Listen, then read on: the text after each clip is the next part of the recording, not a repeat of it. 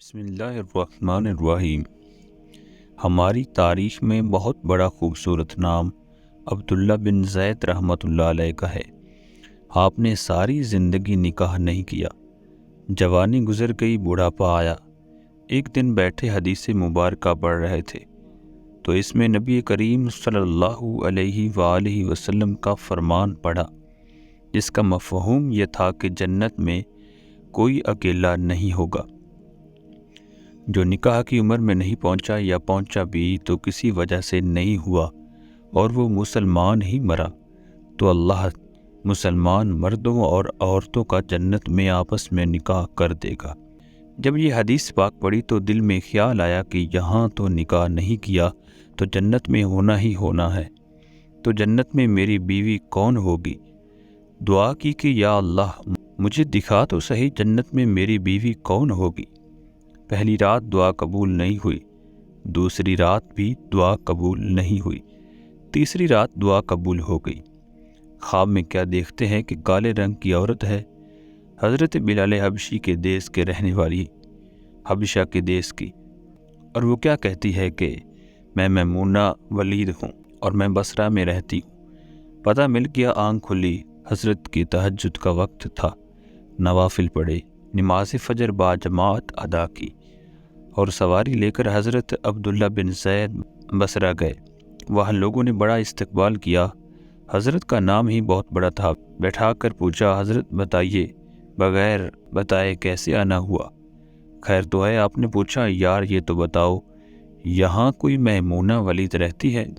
لوگوں نے حیران ہو کر پوچھا، حضرت آپ اتنے دور سے چل کر میمونہ ولید سے ملنے آئے ہیں؟ آپ نے فرمایا، کیوں اس سے کوئی نہیں مل سکتا؟ نہیں حضور، وہ تو دیوانی ہے، لوگ اسے پتھر مارتے ہیں۔ حضرت نے پوچھا، کیوں مارتے ہیں؟ حضور کام ہی ایسے کرتی ہے، کوئی رو رہا ہو تو اسے دیکھ کر ہنسنے لگتی ہے، اور کوئی ہنس رہا ہو تو رونا شروع کر دیتی ہے، اور وہ اجرت پر پیسے لے کر لوگوں کی بکریاں چراتی ہے۔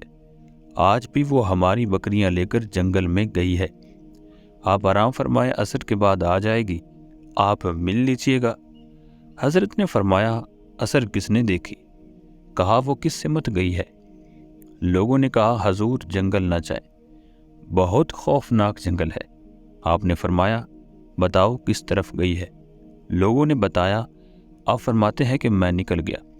آپ فرماتے ہیں، جب میں جنگل میں گیا واقعی خوفناک جنگل تھا، جنگلی جانوروں کی بھرمار تھی، قدم قدم پر کوئی نہ کوئی چیز کھڑی ہے۔ آپ فرماتے ہیں کہ قربان جاؤں اس عورت کی مردانگی پر، وہ اس جنگل میں کس طرح بکریاں چرا رہی ہے، شیروں نے اس کی بکریوں کو ابھی تک کھایا نہیں، اتنے درندے ہیں کہ سارے مل کر حملہ کر دیں تو کیا کرے، یہ اکیلی عورت کس کس کو روکے گی؟ خیر آپ فرماتے ہیں کہ وہ جگہ جہاں لوگوں نے مجھے بتائی تھی میں وہاں پہنچ گیا۔ جب میں وہاں پہنچا تو منظر دیکھ کر میں حیران رہ گیا۔ دو حیران کر دینے والے منظر تھے۔ پہلا، میمونہ ولید رحمۃ اللہ علیہ بکریاں نہیں چرا رہی تھی، بلکہ اس جنگل میں جائے نماز بچھا کر نوافل پڑھ رہی تھی، اور بکریاں چرانا تو بہانہ تھا، یہ تو بہانہ تھا کنارہ کشی کا۔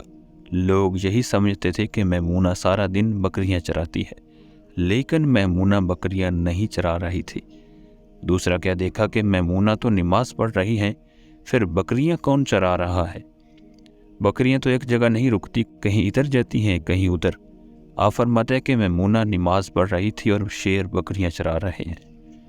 بکریاں چر رہی ہیں، شیر ان کے ارد گرد گھوم رہے ہیں۔ اگر کوئی بکری بھاگتی ہے، اس کی فطرت ہے شرارت کرنا، تو شیر اسے پکڑ کر واپس لے آتا ہے، لیکن کہتا کچھ نہیں۔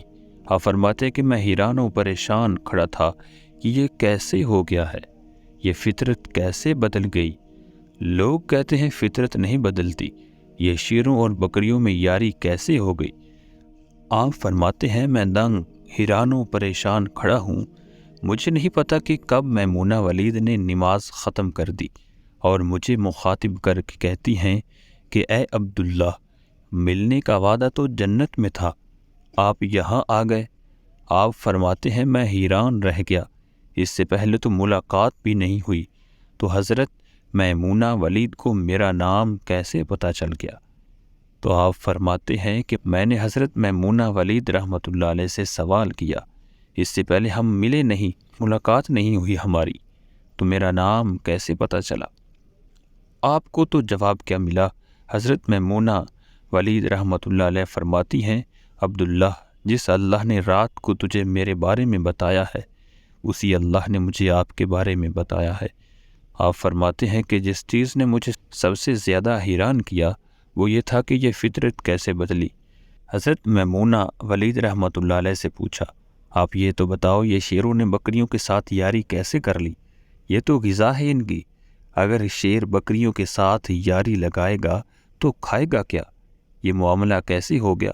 تو حضرت میمونہ ولید رحمۃ اللہ علیہ فرماتی ہیں، جب سے میں نے رب سے صلح کر لی ہے، اس دن سے ان شیروں نے میری بکریوں کے ساتھ صلح کر لی ہے۔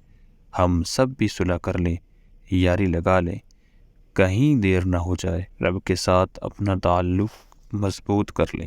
کتنے سال گزر گئے، ہم نے کوئی اللہ کی بات نہ مانی، لیکن وہ کھلا بھی رہا ہے، پلا بھی رہا ہے، دکھا بھی رہا ہے، سنا بھی رہا ہے، سلا بھی رہا ہے، جگا بھی رہا ہے۔ نماز پڑھیں، اللہ کی یاد میں زندگی بسر کریں، یہی حقیقی کامیابی ہے۔